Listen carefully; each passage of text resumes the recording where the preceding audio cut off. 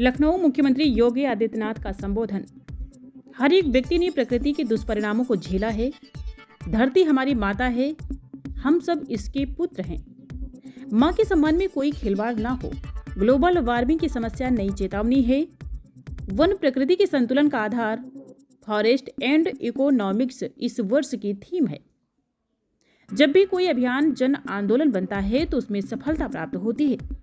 हमने गत वर्ष वन महोत्सव में 37 करोड़ पेड़ एक दिन में लगाए थे। संवाददाता अभिषेक दुबे। मुझे प्रसन्नता है इस बारे में कि पिछले 9 वर्षों में उत्तर प्रदेश के अंदर आदरणीय प्रधानमंत्री जी के मार्गदर्शन में हम लोगों ने अपने वन आच्छादन को बढ़ाने में सफलता प्राप्त की है। ये एक प्रयास है और मेरा मानना है कि इस प्रयास में हमें सफलता प्राप्त तब हुई जब हम लोगों ने इसे जन आंदोलन बनाने का कार्य किया। ये केवल वन विभाग का कार्यक्रम नहीं बन पाया था।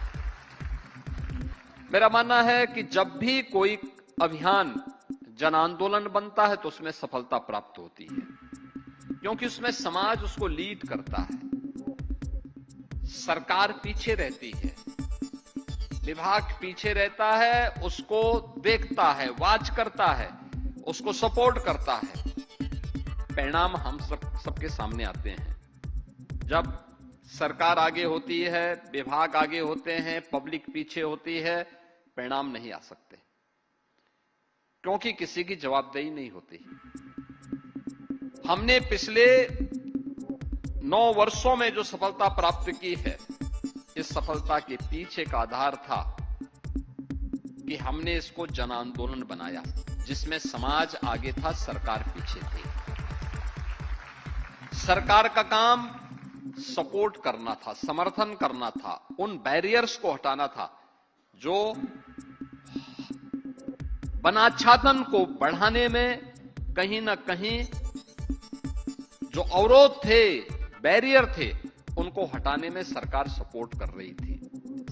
मुझे याद है जब हम लोगों ने पहले वर्ष इस बारे में कहा था वन महोत्सव के अवसर पर कि हमें व्यापक पैमाने पे वृक्षारोपण करने हैं।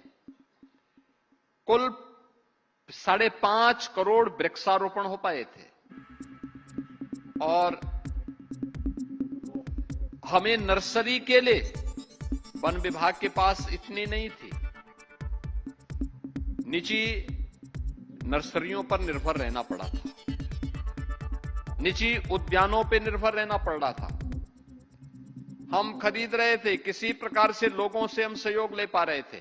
और मुझे प्रसन्नता है कि हम लोगों ने गत वर्ष जब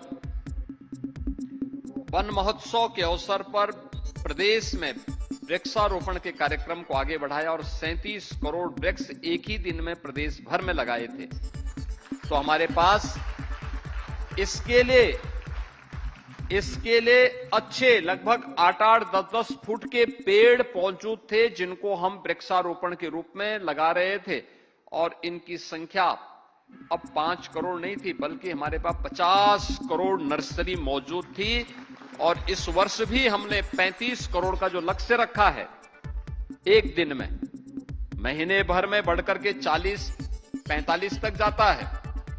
आदरणीय प्रधानमंत्री जी की प्रेरणा से एक पेड़ मां के नाम, इस एक पेड़ मां के नाम का कार्यक्रम के जो लक्ष्य रखा है, अभी से हमारे पास नर्सरी भी, मैं इसकी एक बैठक एक दिन इससे पहले रिव्यू कर रहा था, 50 करोड़ वृक्षारोपण के लिए हमारे पास नर्सरी वर्तमान में मौजूद है। और यह प्रदेश के वनाच्छादन को बढ़ाने में मदद करेगी और इसके माध्यम से हम लोग प्रदेश के अंदर उस व्यापक कार्य योजना को आगे बढ़ाने में, जो प्रदेश की जिम्मेदारी बनती है, सबसे बड़ी आबादी का राज्य, आज वह उस लक्ष्य को तेजी के साथ आगे बढ़ा रहा है। चुनौती हमारे सामने तब थी जब हम लोगों ने इस दौरान अपने इंफ्रास्ट्रक्चर को बहुत तेजी के साथ आगे बढ़ाया।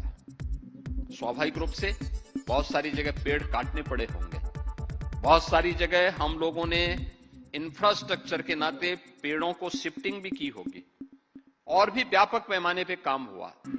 उत्तर प्रदेश वर्तमान में ये मान करके चलिए कि लगभग 2 लाख करोड़ का अपना कैपिटल एक्सपेंडिचर खर्च कर रहा है लगातार पिछले कुछ वर्षों से। देश के अंदर सर्वाधिक धनराशि है ये। तो सबसे बड़ा इंफ्रास्ट्रक्चर प्रदेश के अंदर पर धनराशि इंफ्रास्ट्रक्चर पर खर्च होने के बावजूद उत्तर प्रदेश का वन आच्छादन बढ़ना एक सुखद अनुभूति कराता है। और मुझे लगता है कि चीजें दिखती हैं कि हम इन कार्यक्रमों को आगे बढ़ा सकते हैं। और उसी का परिणाम था कि हम लोगों ने पिछले 9 वर्ष में 242 करोड़ वृक्षारोपण करने में सफलता प्राप्त की है। और अब ये बढ़ करके लगभग 10% तक पहुंच चुका है। हमारा ये मानना है उत्तर प्रदेश का वन आच्छादन उतना होना चाहिए जितना देश की आबादी यूपी के अंदर रहती है, यानी लगभग 16 से 17% तक पहुंचाने के इस कार्यक्रम को हमको आगे बढ़ाना होगा। और इस दिशा में हम लोगों ने 17 में केवल एक हमारे पास रामसर साइट थी, आज इसकी संख्या बढ़कर के 11 हुई है। और हमारा प्रयास है कि हम इसकी संख्या को बढ़ा करके बहुत शीघ्र 100 तक ले जाने की दिशा में आगे बढ़े हैं।